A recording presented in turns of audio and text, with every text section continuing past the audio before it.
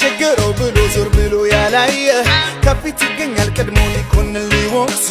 ያለ ስም ሊሰጥ እንዴት ነው ብሎ በድካም ያላየ ከፊት ይገኛል ቀድሞ ሊኮን ሊወቅስ ያለ ስም ሊሰጥ ስቀለፍ እንጂ አትቁም ከቶ